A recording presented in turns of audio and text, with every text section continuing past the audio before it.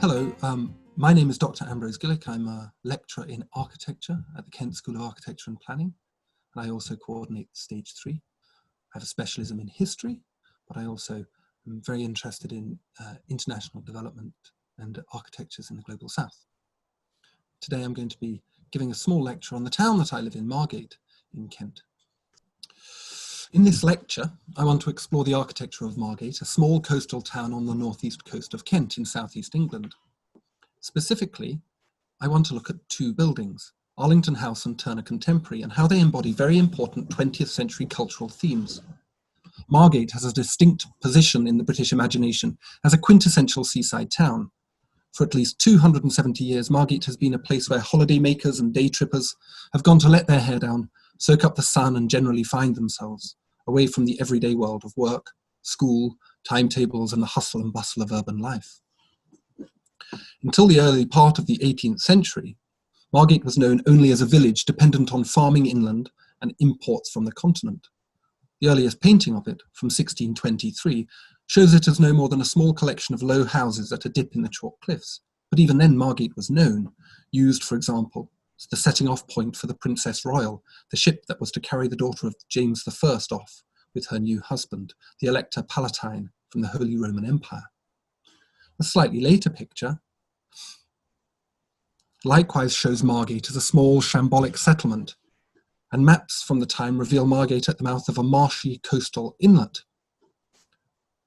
Over time, this inlet, protected as early as 1723 by an arching harbour arm, had largely filled with sediment, rendering it, by the end of the 18th century, little more than a marshy swamp. However, beautiful beaches to either side proved a lure for the 18th century fashion for sea bathing, which, developing from the early part of the century, hosted tourists from London, with numerous commodious facilities built, including lidos, hostelries, and hotels. Of particular importance were the sea bathing facilities, which followed the new belief in the healthful effects of exercise and seawater on the body. In time, a promenade was built across the mouth of the creek, and Margate's main sands were formed. The old town, Margate's Georgian and early Victorian core, grew, and through the 19th century, the Victorian town developed a particular architecture of boarding houses and tourist facilities which lack the natural amenity of dwellings, but have the splendour required for a holiday. The visitors to Margate usually arrived by boats travelling along the Thames estuary. The replacement of sailboats with steamships increased their number, and due to low prices and an abundance of needy folk in London's East End, Margate soon became one of the South East's principal destinations for London workers intent on a holiday. A rail line was added in 1864, bringing hordes of ordinary folk, and with it perhaps the end of the rarefied and exclusive quality of the place. Mass tourism supplanted the privilege of isolated leisure. This history, particularly as a space of everyday culture and ordinary taste, has brought with it a particular, and for the British, well-known architecture and urban character. A promenade of entertainment, arcades, and cheap takeaway food faces a large beach occupied during warmer weather by a tide of tourists that flop down or splash around. The beach is the raison d'etre of the town, its greatest resource of employment, income, and identity. The beach side, then, has become the site of various splendid aesthetic outputs, from the gaudiness of the arcades to the funfair.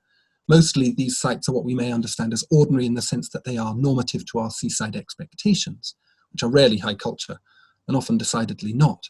But two buildings are high culture, a little bit of metropolitan chic in a landscape of English coastal vernacular. Arlington House, a great big brutalist tower on the seafront, and Turner Contemporary, a strange bluish shed-like thing by the harbour. Arlington House is an example of British brutalist architecture, built in 1964 to designs by the firm Russell and Diplock, otherwise fairly marginal architects of the post-war period. The tower's logic sits somewhere between the high modernist blocks of Le Corbusier and the estates of later modernist architects and planners, perhaps most clearly seen in the Barbican Centre in the City of London, built in 1965 to 1976. Incorporating 142 flats, 52 shops, a pub, a supermarket, a coach station, a filling station, a multi-storey car park for 500 cars, Arlington House's 18 stories were built to high specifications and featured Carrara marble finishes in the lobby and frameless glass to concrete fenestration. The double doors had brass fittings, and a teak and brass concierge lodge greeted residents at the end of the long entrance hall. The original scheme included a theatre, terraced restaurant and rooftop swimming pool with a glass floor. Brutalism, in general, was a movement that sought to return architecture to a sort of essential nature of monumental and rudimentary purity that was honest. It used modular-like elements to articulate a uniformity and coherence, function being indicated by modifications to repetitious components. It loved materials, abandoned the pristine steel and glass of early modernism in favour of rough, real concrete, which was cheaper too. The movement had its perfect illustration in Le Corbusier's Unité de Habitation, a modular housing scheme first produced in Marseille in 1958 and later repeated in 4 other buildings. Brutalism's goal was something like socialistic egalitarianism, realized in formal uniformity and visual equality, realized in tough everyday materials, but all composed at huge scale that spoke of timeless heroic principles, juxtaposed with precise human-scale details. In this, there's something of the communistic about it. Arlington House, perhaps surprisingly, was not intended for the poor, however, but assimilated the same aesthetic and formal language, perhaps the better to propose an aesthetic of equality among those whose lives were anything but. So the building was not indeed, as we often tend to imagine for post-war housing blocks, about providing nice new houses for poor people, nice clean places away from the smog, tuberculosis, and overcrowding of inner-city Victorian slums.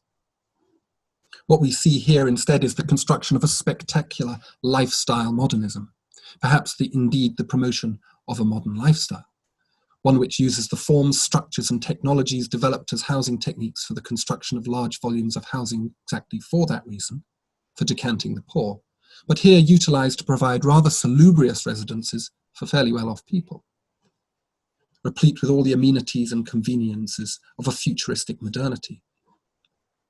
The rent at Arlington House emphasizes this, stated at £295 a year in 1965 for a one-bedroom flat, against a young family's annual household budget of £465 for everything. The presence of a car park is perhaps the most telling aspect of the whole affair, along with the windows opening out to the sea. Here we can interpret the vision the building promotes, a newly automated commuter consumer racing home after a day's labour in their office in the city, to a leisured evening by the sea.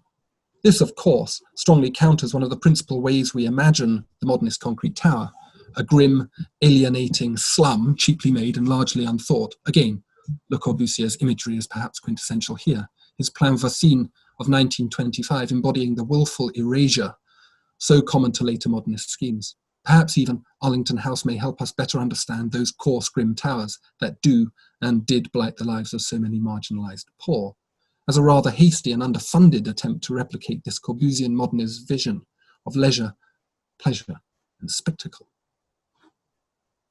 Turner Contemporary. Latterly, Margate's more recent troubles, which followed the rise of package holidays and the spiralling decline of British coastal towns, Margate now boasts some of the very poorest communities in Britain, has been addressed through the construction of a new art gallery, the Turner Contemporary. Like Arlington House, Turner Contemporary proposes economic revitalization through the introduction of high culture, this time not in the shape of or the aesthetics of avant-garde housing, but now following the example of many other cities around the world through the construction of a cultural space. This idea derives from a growing understanding, originating perhaps in 1980s community-led urban renewal, but gaining widespread notice in the writing of urban theorist Richard Florida, that art and the artists that came in its wake were very useful instruments of urban renewal and change, particularly in places where old industries and communities were no longer required. To quote the Local Government Association, this approach acknowledges the social and economic value of the cultural sector and its ability to deliver growth and drive regeneration. These impacts can range from growth in tourism, creative and cultural sectors, to enhancing individual skills, knowledge and confidence, to strengthening community pride and place image. There is no better image of this principle than the town after which the practice is sometimes named, Bilbao, and its effect. There, in 1997, the architect Frank Gehry had produced a wild deconstructivist art museum, a Guggenheim, franchised from the American cultural organization after which it took its name. Here, an unprecedented and unique mass of shapes in bright, shining metal tumbled across the docks of an old shipping city, and in which, apparently, some art was housed. The building was part of a wide programme of urban regen undertaken towards reintegrating the city not only into Spain, but also reorientating it to the world. Bilbao's Guggenheim Museum did just that, making the fallen city rise from the ashes, purportedly giving the deprived and derelict region a huge economic and social boost. In the following years, city after city repeated the trick, hoping to replicate the same economic magic, spending massive sums of money and employing only the most famous architects, starchitects as they became known. Art galleries and museums were built to house a few famous artists and lots of less famous ones. Most recently, in 2018, Dundee's Victoria and Albert Museum opened, 20 years after Gary's first famous move, designed by the Japanese great Kengo Kuma. Like its forebear, it seeks to restore a failing city, the industry of which has long since departed, through art and a spectacular building, the architecture of which in some mysterious way encompasses a sense of local history and a speculative future, all wrapped up in a snazzy, weird exterior. Margate's own Renaissance has been to a great degree staked on the same principle, although much more modest. That consciousness that this wasn't quite Bilbao led, I suspect, to the selection of a modest, austere starchitect, David Chipperfield, whose design for the Turner Contemporary makes strange allusions to the sea, the sky, industrial roofscapes, the interior framing curated views of the uncurated and gratuitous sky so loved by the great artist after which it is named. Here, in this strange and awkward town, a place of transience and popularism, it presents no less a strange and awkward message. Contemporary high culture will save you. The building will be a catalyst for growth and change, for improvement, for the town, but, and this is a bit awkward really, for the locals too. Whereas at Arlington House, the message was a radical one of equality and internationalist justice. Here at Turner Contemporary, the message is one of globalist uniformity, given local flavour by oblique cultural references enveloped in a gloss of anywhereness, refuting the gaudiness with amazing high-handedness, providing all its own stuff for the consumers that visit. The building, nonetheless, is an apposite reflection of the spirit which saw fit to build Arlington House too, one in which well-heeled visitors are enticed to this remote and tacky place to spend a few hours before zipping back off uptown. But perhaps this cynical view is too easy. Perhaps what both buildings suggest, something that I hope is true because I believe it is so, is that architecture can have an effect, that architecture does something, that architecture well designed and clearly imagined and realized can engender collectivity and cohesion, that architecture, just by organizing walls in space, can shift whole cities, and perhaps that this isn't such a bad thing in these unexpected days.